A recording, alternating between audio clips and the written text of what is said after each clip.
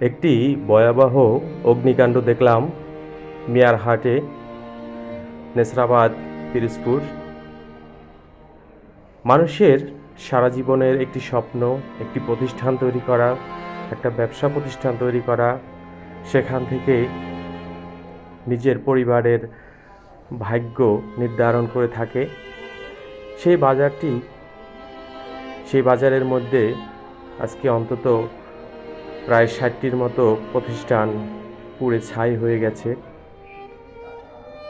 অনেক বিডি মালিকের বিডি পুড়ে গেছে। খুবই মর্মান্তিক একটা দৃশ্য আমরা দেখতে পাচ্ছি। সেই অগ্নিকাণ্ডের পরে সেই বীভৎস অবস্থা, সব ঘরগুলো ছাই হয়ে গেছে, কয়লা হয়ে গেছে, টিনগুলো পড়ে আছে।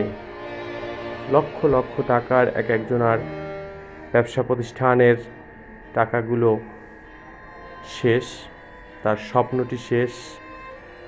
এই প্রতিষ্ঠানের উপর ভর করে একটা পরিবার, একাধিক পরিবার চলত। সেই পরিবারগুলো এখন নিঃস্ব, একদম পথে বসে গেছে মানুষগুলো। আমরা এর পরিত্রাণ চাই, কারণ একটু সচেতন হলেই আমরা এর পরিত্রাণ পেতে পারি। কারণ আমাদের স্বরূপকাঠির পশ্চিম পাড়ে কোনো ফায়ার স্টেশন বা ফায়ার সার্ভিস স্টেশন নেই। এই স্বরূপকাঠির পশ্চিম পাড়ে যদি একটি ফায়ার স্টেশন থাকতো, হয়তোবা আগুন লাগার সাথে সাথেই এখানে ফায়ার সার্ভিসের লোকজন আসতে পারত। হয়তোবা দুই একটি দোকান পুড়ে যাওয়ার পরেই আগুনটা বন্ধ করা যেত।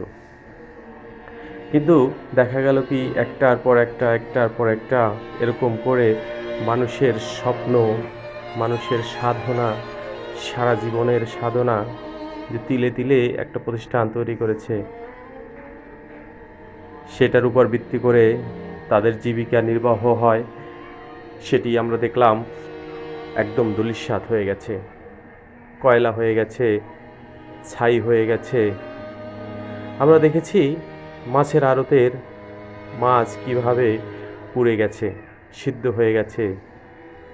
আমরা দেখেছি কিভাবে গার্মেন্টসগুলো পুড়ে গেছে।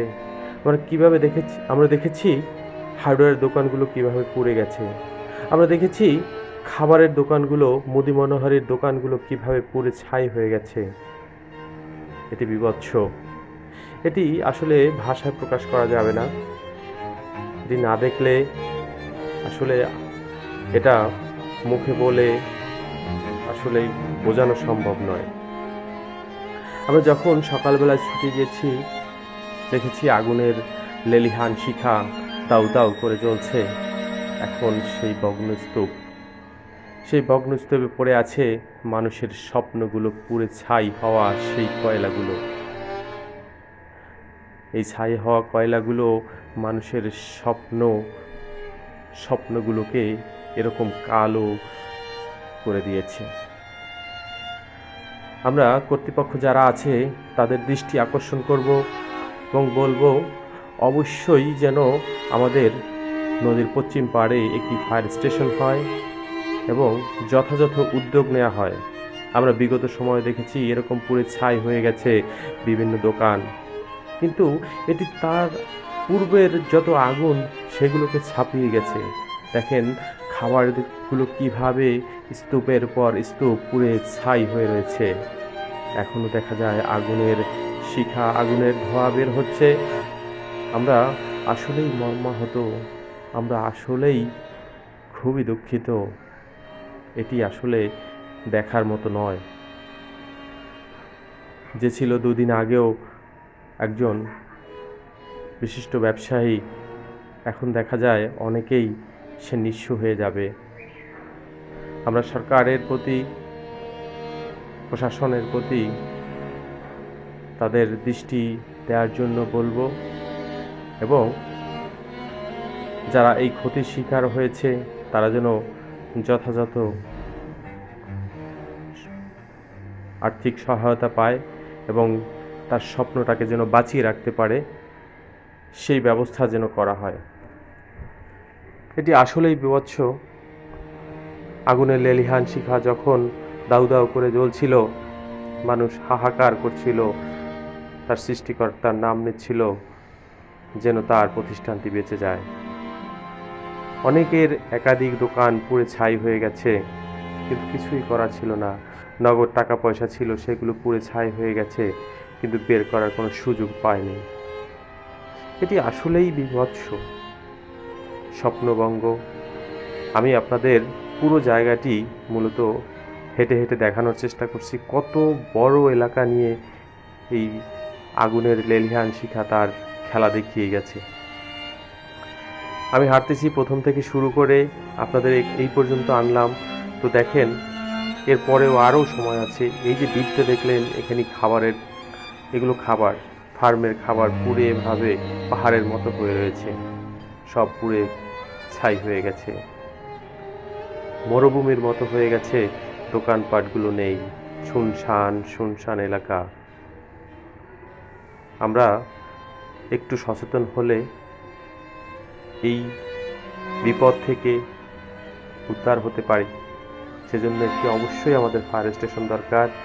এখন সরকারিভাবে কখন ফায়ার স্টেশন করবে, কি করবে, তার চেয়ে আমি বলবো বাজার কমিটি আছে, বাজার কমিটি যে কোনোভাবে, আমরা যে পাম্প দিয়ে দেখি পানি দেয়, যেহেতু পানির আমাদের অভাব নেই, বাজারের সাথেই নদী আছে, খাল আছে, সেখানে যদি আমরা পাম্প মেশিনগুলো কিনতে পারি, তাহলে কিন্তু ইনস্ট্যান্ট সেগুলো ব্যবহার করে আমরা অনেক দুর্ঘটনা এড়িয়ে যেতে পারি। সেই ব্যবস্থা যেন কর্তৃপক্ষ করে, সেদিকে আমাদের সকলের থেকে আমরা আহ্বান জানাচ্ছি। আসলে লালিত স্বপ্ন আস্তে আস্তে করে, একটু একটু করে মানুষ একটা প্রতিষ্ঠান দাঁড় করাতে কত কষ্ট যে দাঁড় করায় সে জানে। কিন্তু স্বপ্ন ভঙ্গ হওয়ার জন্য 5 থেকে 10 মিনিটের বেশি সময় নেয়নি। খুব দ্রুততার সাথে আগুন ছড়িয়ে পড়েছে। অনেকে বাসা থেকে আসার আগেই এসে দেখেছে তার দোকানপাট কিছুই নেই, শুধু ছাই এবং কয়লা। এখনও দেখেন ধোঁয়া উঠছে, স্বপ্ন এভাবে ধুলোর মতো স্বপ্ন উড়ে গেছে। আমরা চাই মানুষের যারা ক্ষতিগ্রস্ত হয়েছেন তাদের স্বপ্ন যেন আবার বুনতে পারেন, আবার যেন দাঁড়িয়ে যেতে পারেন। সেদিকে কর্তৃপক্ষ সহ সরকার সবার প্রতি আহ্বান জানিয়ে আমরা, এছাড়া তো আমাদের আসলে কিছু করার থাকে না। দেখেন কি অবস্থা হয়েছে, এই যে বিভৎসতা, এটি আসলে ভাষায় প্রকাশ করার মতো না। স্বরূপকাঠির মধ্যে সবচেয়ে ভয়াবহ অগ্নিকাণ্ড এটি, তাতে কোনো সন্দেহ নেই। লক্ষ লক্ষ কোটি কোটি টাকার সম্পদ নষ্ট হয়েছে। এটি আদৌ কি আসলে ব্যবসায়ীরা সে ঘুরে দাঁড়াতে পারবে, নাকি সর্বস্ব হারিয়ে পথে বসে বাড়িতে ফিরে যেতে হবে? এটি আসলেই ভাববার বিষয়। আপনারা যারা দেখছেন এই ভিডিওটি, তাদেরকেও ধন্যবাদ জানাচ্ছি।